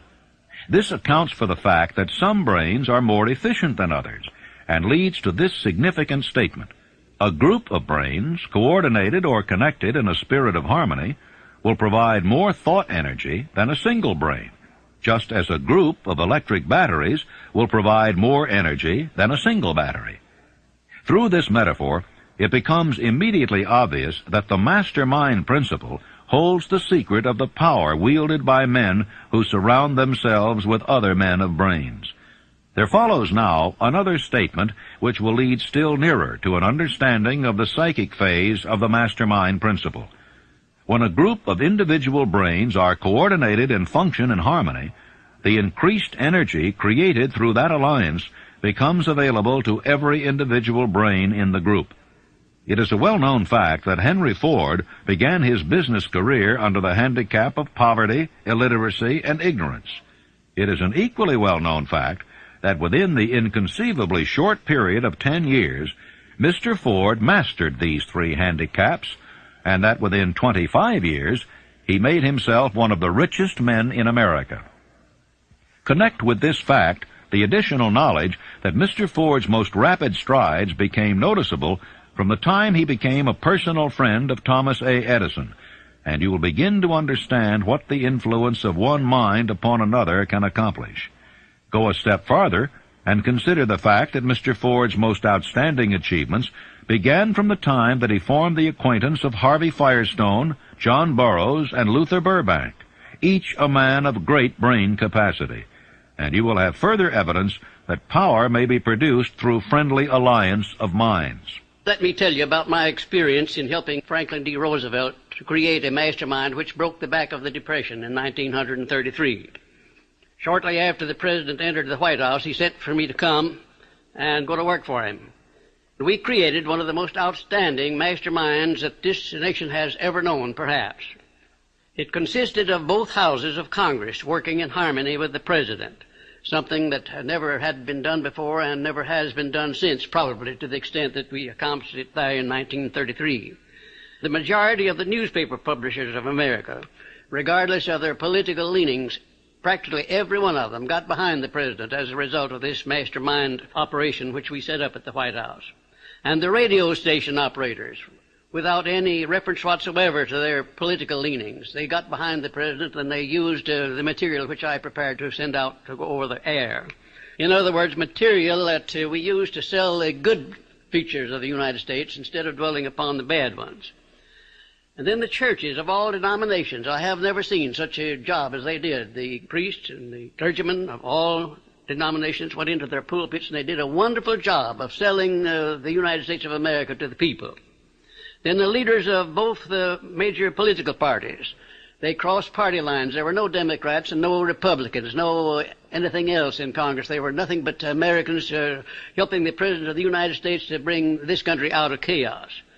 And then most of all, there was a majority of the American people of all political and religious leanings. I have never seen the people of the United States get behind a president so squarely as they did behind FDR in those perilous days of 1933. Now here was a mastermind alliance that served a great purpose at a time of need.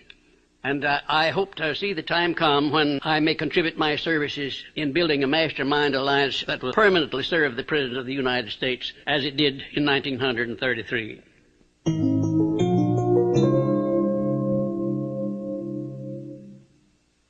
The mystery of sex transmutation, the 10th step toward riches. The meaning of the word transmute is, in simple language, the changing or transferring of one element or form of energy into another. The 10 stimuli of the mind. The human mind responds to stimuli through which it may be keyed up to high rates of vibration, known as enthusiasm, creative imagination, intense desire, and so on. The stimuli to which the mind responds most freely are 1. The desire for sex expression. 2. Love. 3. A burning desire for fame, power, or financial gain, money. 4. Music. 5. Friendship between either those of the same sex or those of the opposite sex. 6. A mastermind alliance based upon the harmony of 2 or more people who ally themselves for spiritual or temporal advancement. 7. Mutual suffering, such as that experienced by people who are persecuted. 8. Autosuggestion. 9. Fear. 10. Narcotics and alcohol. The desire for sex expression comes at the head of the list of stimuli, which most effectively step up the mind and start the wheels of physical action. 8 of these stimuli are natural and constructive. 2 are destructive. When brain action has been stimulated through one or more of the 10 mind stimulants, it has the effect of lifting the individual far above the horizon of ordinary thought and permits him to envision distance, scope, and quality of thoughts not available on the lower plane, such as that occupied while one is engaged in the solution of the problems of business and professional routine. The world is ruled and the destiny of civilization is established by the human emotions. People are influenced in their actions not by reason so much as by feelings. The creative faculty of the mind is set into action entirely by emotions, and not by cold reason. The most powerful of all human emotions is that of sex. There are other mind stimulants, some of which have been listed, but no one of them, nor all of them combined, can equal the driving power of sex. A mind stimulant is any influence which will either temporarily or permanently increase the intensity of thought. The 10 major stimulants described are those most commonly resorted to. Through these sources, one may commune with infinite intelligence, or enter at will the storehouse of the subconscious mind, either one's own or that of another person, a procedure which is all there is of genius. The emotion of sex is an irresistible force against which there can be no such opposition as an immovable body. When driven by this emotion, men become gifted with a superpower for action. Understand this truth, and you will catch the significance of the statement that sex transmutation contains the secret of creative ability. The transmutation of sex energy calls for the exercise of willpower, to be sure, but the reward is worth the effort. The desire for sexual expression is inborn and natural. The desire cannot and should not be submerged or eliminated, but it should be given an outlet through forms of expression which enrich the body, mind, and spirit of man. Sex alone is a mighty urge to action, but its forces are like a cyclone. They are often uncontrollable. When the emotion of love begins to mix itself with the emotion of sex, the result is calmness of purpose, poise, accuracy of judgment, and balance. Love is, without question, life's greatest experience. It brings one into communion with infinite intelligence. When mixed with the emotions of romance and sex, it may lead one far up the ladder of creative effort. The emotions of love, sex, and romance are sides of the eternal triangle of achievement-building genius. Love is an emotion with many sides, shades, and colors. But the most intense and burning of all kinds of love is that experienced in the blending of the emotions of love and sex. When the emotion of romance is added to those of love and sex, the obstructions between the finite mind of man and infinite intelligence are removed. Then a genius has been born.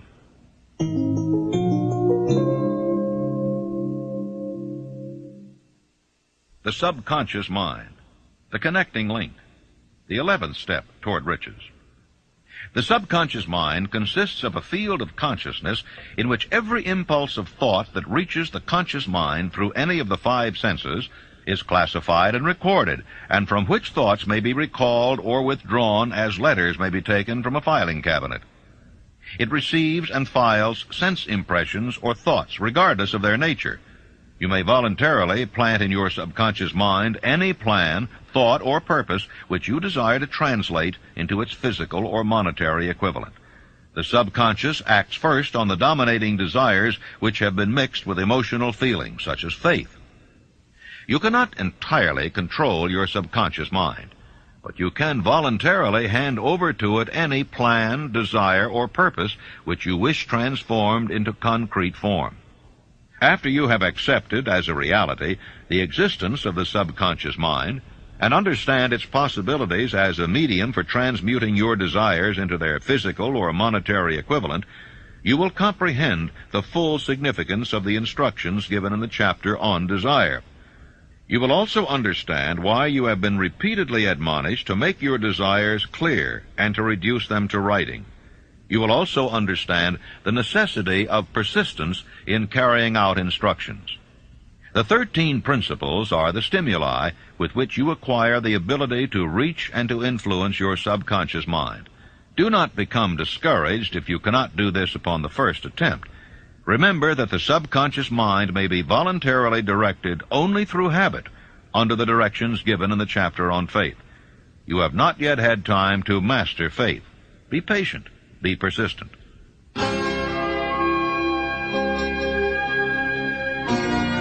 Please fast forward to the end and turn the tape over for proper cueing of side 4.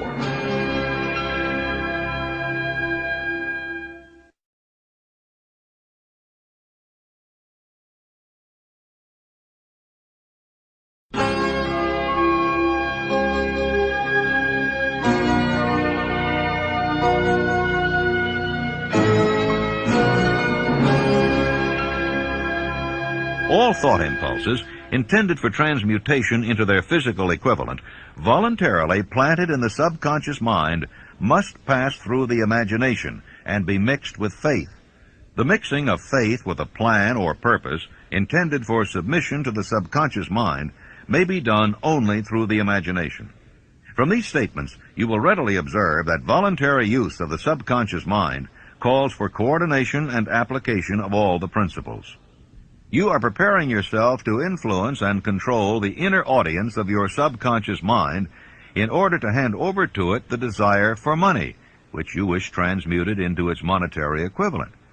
It is essential, therefore, that you understand the method of approach to this inner audience. You must speak its language, or it will not heed your call. It understands best the language of emotion or feeling. Let us therefore describe here the 7 major positive emotions and the 7 major negative emotions. so that you may draw upon the positives and avoid the negatives when giving instructions to your subconscious mind. The 7 major positive emotions: the emotion of desire, the emotion of faith, the emotion of love, the emotion of sex, the emotion of enthusiasm, the emotion of romance, the emotion of hope. There are other positive emotions, but these are the 7 most powerful and the ones most commonly used in creative effort. Master these 7 emotions. They can be mastered only by use, and the other positive emotions will be at your command when you need them. Remember in this connection that you are studying a book which is intended to help you develop a money consciousness by filling your mind with positive emotions. The 7 major negative emotions to be avoided: the emotion of fear, the emotion of jealousy, the emotion of hatred, the emotion of revenge, the emotion of greed, the emotion of superstition, the emotion of anger. Positive and negative emotions cannot occupy the mind at the same time.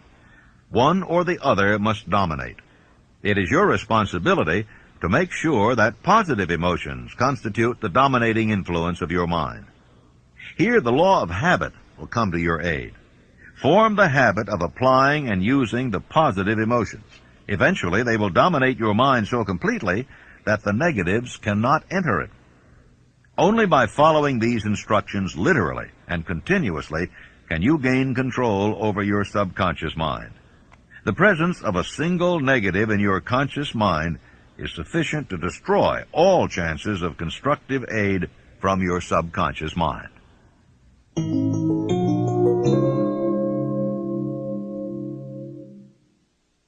The brain, a broadcasting and receiving station for thought. The 12th step toward riches. More than 40 years ago, the author, working in conjunction with the late Dr. Alexander Graham Bell and Dr. Elmer R. Gates, observed that every human brain is both a broadcasting and receiving station for the vibration of thought. The subconscious mind is the sending station of the brain, through which vibrations of thought are broadcast. The creative imagination is the receiving set, through which the energies of thought are picked up. Along with the important factors of the subconscious mind and the faculty of the creative imagination, which constitute the sending and receiving sets of your mental broadcasting machinery, consider now the principle of autosuggestion, which is the medium by which you may put into operation your broadcasting station. Through the instructions described in the chapter on autosuggestion, you were definitely informed of the method by which desire may be transmuted into its monetary equivalent. Operation of your mental broadcasting station is a comparatively simple procedure. You have but 3 principles to bear in mind and to apply when you wish to use your broadcasting station: the subconscious mind, creative imagination, and autosuggestion.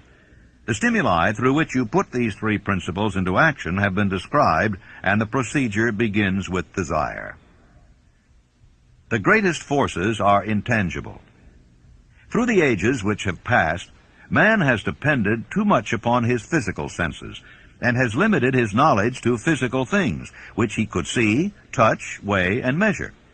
We are now entering the most marvelous of all ages, an age which will teach us something of the intangible forces of the world about us. Perhaps we shall learn, as we pass through this age, that the other self is more powerful than the physical self we see when we look into a mirror.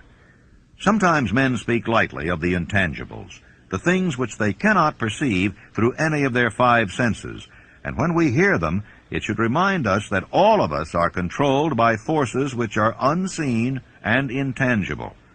The whole of mankind has not the power to cope with nor to control the intangible force wrapped up in the rolling waves of the ocean. Man has not the capacity to understand the intangible force of gravity, which keeps this little earth suspended in space, and keeps man from falling from it, much less the power to control that force. Man is entirely subservient to the intangible force which comes with a thunderstorm, and he is just as helpless in the presence of the intangible force of electricity. Nor is this by any means the end of man's ignorance in connection with things unseen and intangible. He does not understand the intangible force and intelligence wrapped up in the soil of the earth, the force which provides him with every morsel of food he eats, every article of clothing he wears, every dollar he carries in his pockets. The power of thought is the only thing over which you have complete, unchallenged, and unchallengeable control. Controlled by power of will. In giving human beings control over but one thing, the Creator must have chosen the most important of all things. This is a stupendous fact that merits your most profound consideration. If you give it this sort of consideration, you will discover for yourself the rich promises available to those who become masters of their own mind power through self-discipline.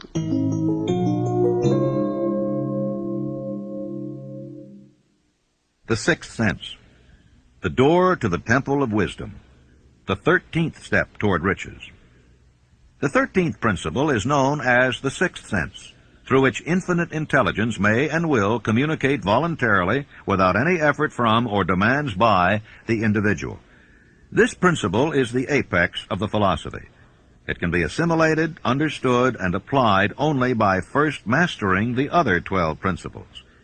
The sixth sense is that portion of the subconscious mind which has been referred to as the creative imagination. It has also been referred to as the receiving set, through which ideas, plans, and thoughts flash into the mind. The flashes are sometimes called hunches or inspiration.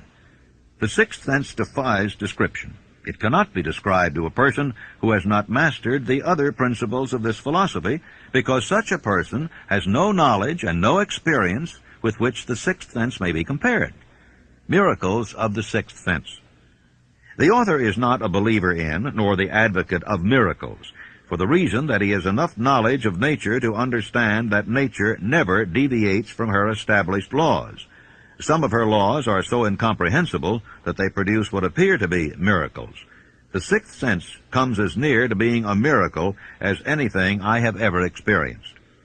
This much the author does know, that there is a power or a first cause or an intelligence which permeates every atom of matter and embraces every unit of energy perceptible to man, that this infinite intelligence converts acorns into oak trees, causes water to flow downhill in response to the law of gravity, follows night with day and winter with summer, each maintaining its proper place and relationship to the other.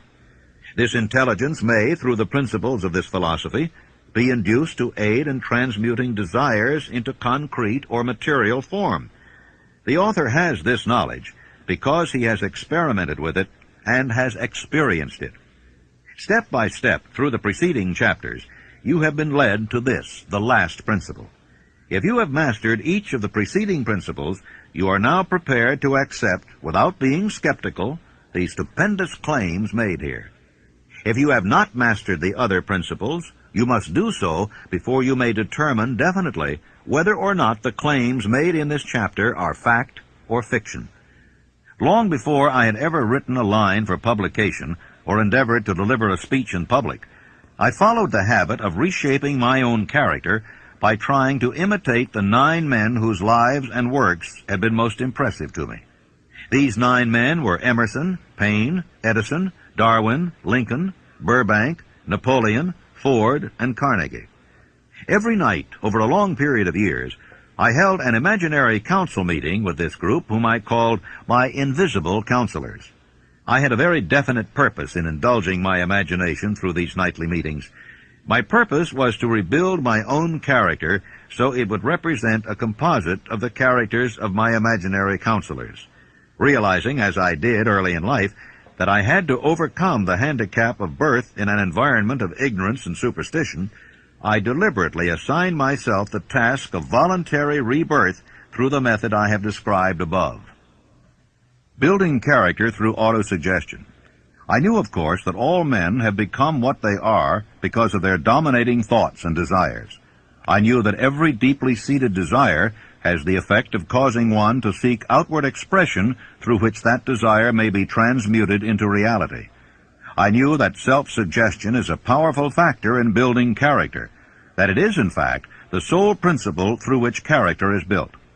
With this knowledge of the principles of mind operation, I was fairly well armed with the equipment needed in rebuilding my character.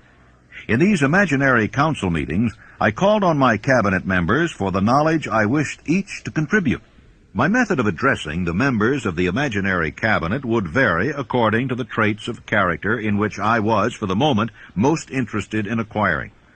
I studied the records of their lives with painstaking care. After some months of this nightly procedure, I was astounded by the discovery that these imaginary figures became apparently real. Each of these 9 men developed individual characteristics which surprised me. For example, Lincoln developed the habit of always being late, and then walking around in solemn parade. He always wore an expression of seriousness upon his face. Rarely did I see him smile. That was not true of the others. Burbank and Payne often indulged in witty repartee which seemed at times to shock the other members of the cabinet.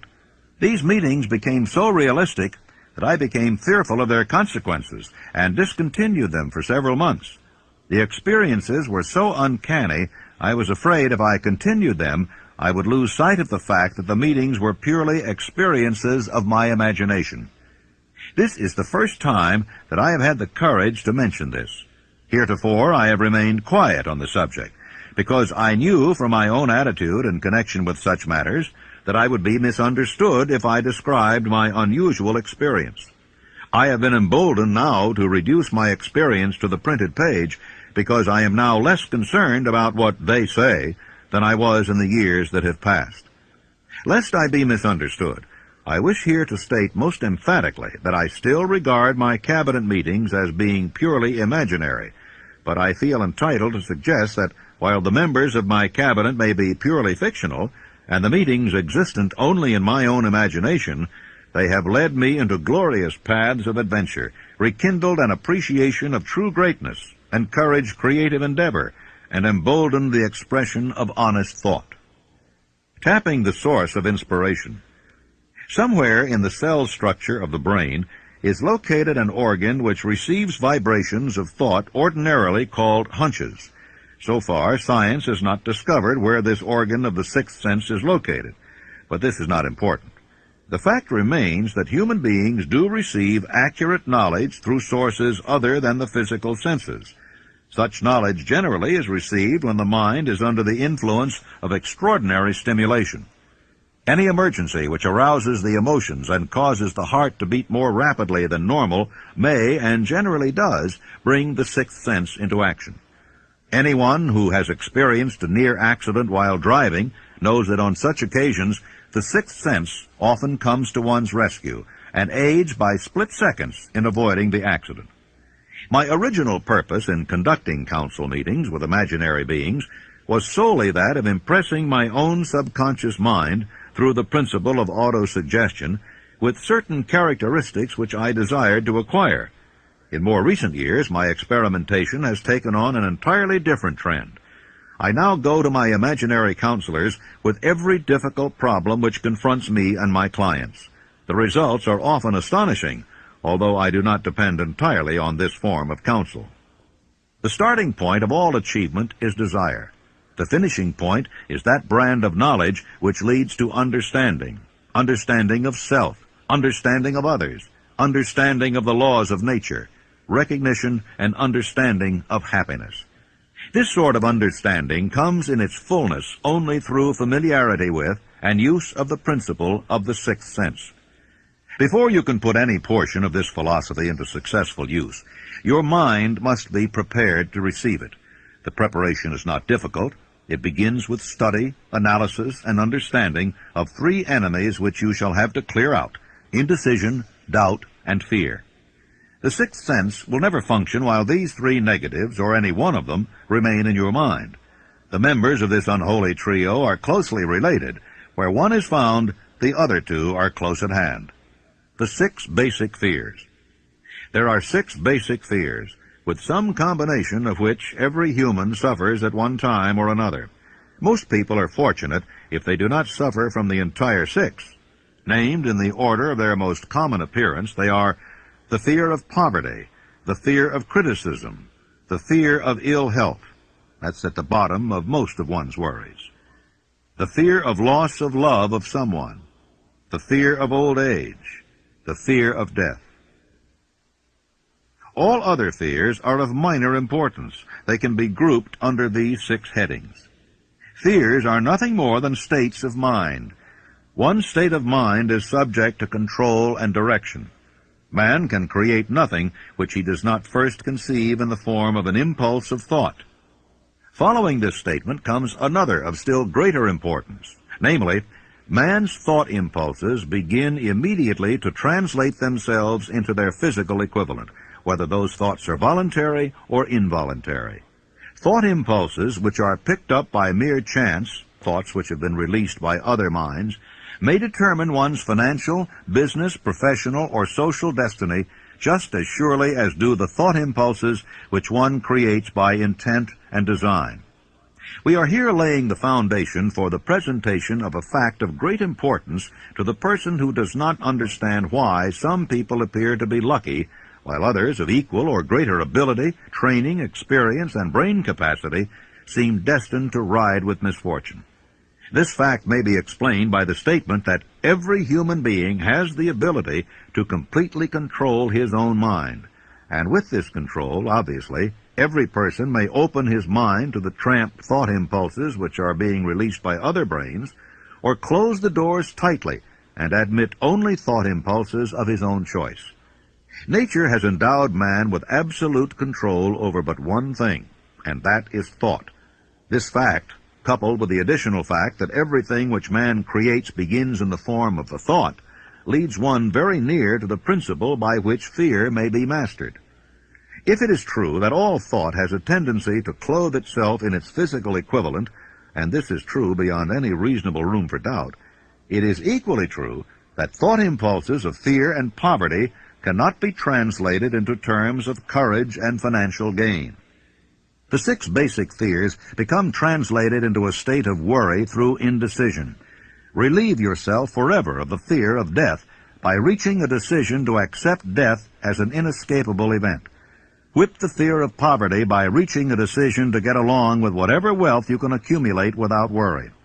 Put your foot upon the neck of fear of criticism by reaching a decision not to worry about what other people think, do, or say. Eliminate the fear of old age by reaching a decision to accept it, not as a handicap, but as a great blessing which carries with it wisdom, self-control, and understanding not known to youth. Acquit yourself of the fear of ill health by the decision to forget symptoms. Master the fear of loss of love by reaching a decision to get along without love if that is necessary. Kill the habit of worry in all its forms by reaching a general blanket decision that nothing which life has to offer is worth the price of worry. With this decision will come poise, peace of mind, and calmness of thought, which will bring happiness. A man whose mind is filled with fear not only destroys his own chances of intelligent action, but he transmits these destructive vibrations to the minds of all who come into contact with him, and also destroys their chances. The devil's workshop. In addition to the 6 basic fears, there is another evil by which people suffer. It constitutes a rich soil in which the seeds of failure grow abundantly. It is so subtle that its presence often is not detected. This affliction cannot properly be classed as a fear. It is more deeply seated and more often fatal than all of the 6 fears. For want of a better name, let us call this evil susceptibility to negative influences. Men who accumulate great riches always protect themselves against this evil. The poverty-stricken never do. Those who succeed in any calling must prepare their minds to resist the evil. If you are reading this philosophy for the purpose of accumulating riches, you should examine yourself very carefully to determine whether you are susceptible to negative influences. If you neglect this self-analysis, you will forfeit your right to attain the object of your desires. How to protect yourself against negative influences. To protect yourself against negative influences, whether of your own making or the result of the activities of negative people around you, recognize that you have a willpower and put it into constant use until it builds a wall of immunity against negative influences in your own mind. Recognize the fact that you and every other human being are by nature lazy, indifferent, and susceptible to all suggestions which harmonize with your weaknesses. Recognize that you are by nature susceptible to all the 6 basic fears, and set up habits for the purpose of counteracting all those fears. Recognize that negative influences often work on you through your subconscious mind. Therefore, they are difficult to detect, and keep your mind closed against all people who depress or discourage you in any way. Clean out your medicine chest, throw away all pill bottles, and stop pandering to colds, aches, pains, and imaginary illness. Deliberately seek the company of people who influence you to think and act for yourself. Do not expect troubles, as they have a tendency not to disappoint. Without doubt, the most common weakness of all human beings is the habit of leaving their minds open to the negative influence of other people. This weakness is all the more damaging because most people do not recognize that they are cursed by it, and many who acknowledge it neglect or refuse to correct the evil until it becomes an uncontrollable part of their daily habits. In parting, I would remind you that life is a checkerboard, and the player opposite you is time. If you hesitate before moving, or neglect to move promptly, your men will be wiped off the board by time. You are playing against a partner who will not tolerate indecision. Previously, you may have had a logical excuse for not having forced life to come through with whatever you asked, but that alibi is now obsolete, because you are in possession of the master key that unlocks the door to life's bountiful riches. The master key is intangible, but it is powerful. It is the privilege of creating in your own mind a burning desire for a definite form of riches. There is no penalty for the use of the key, but there is a price you must pay if you do not use it. The price is failure. There is a reward of stupendous proportions if you put the key to use. It is the satisfaction that comes to all who conquer self and force life to pay whatever is asked. It has been said that I have made more successful men than any man living today. I don't know whether that's true or not, because there's no way of getting accurate statistics. But ladies and gentlemen, when I take inventory of the people that I do know who started at scratch and have become millionaires, and some of them not quite that much money, but become profoundly successful, I recognize that I have created a philosophy here through the good work of Mr. Carnegie that's been a benefactor to the world, not only to those who are living now, but to those who are not yet born. When Mr. Carnegie sold me on organizing this philosophy, he said, I'm going to give away my money before I die as fast as I can find ways and means of giving it away without doing damage. And as you, of course, know, he did just that. He gave it away for educational purposes, libraries, foundations for the maintenance of peace, and in every way that he could conceive. But he said, by far the greatest part of my riches I am entrusting to you to take to the people of the world in the form of the know-how through which I gain my money. And he said, if you carry through the trust and perfect your job, as I sincerely believe you will, you'll live to see the time when you're far and away richer than I am, and when you will have made many more successful men than I have ever made. And ladies and gentlemen, when Mr. Carnegie made that statement, it was just too much for me to swallow. I thought, well, Mr. Carnegie has never flattered me before. He's never said anything that didn't turn out to be right, but that's just one of those things that never could happen. I have already made thousands of times more successful men than Mr. Carnegie ever had. Thousands of times, and I'm still in the process of making. You know, ladies and gentlemen, during those 20 years of research that I put into the building of this philosophy, I ran into some very profound facts and truths. And one of them consists in this fact, that when a great crisis comes over the world, there always comes out some unknown with the formula for dissolving that crisis. Like Abraham Lincoln, for instance, in the time of need, when this country was about to be split asunder by internal strife. By George Washington preceding Lincoln. By Franklin D. Roosevelt at the time when the people were stampeded with fear and they were standing in great lines to draw their money out of the bank. And I sometimes wonder if this hand of destiny, which has such a long arm behind it, doesn't reach over in places like the one where I was born and lift out people out of humble and lowly stations and give them great jobs to do in life as an inspiration and an object lesson to other people to show what can be done when one recognizes the God-given power of thought and puts it to proper use. Because if you really and truly tune in on the main line of my source of faith and my source of enthusiasm, become indoctrinated with this philosophy, no matter what it is that you're doing in life, what it is you want to do, you'll find the way always open, and I thank you very much. Thank you.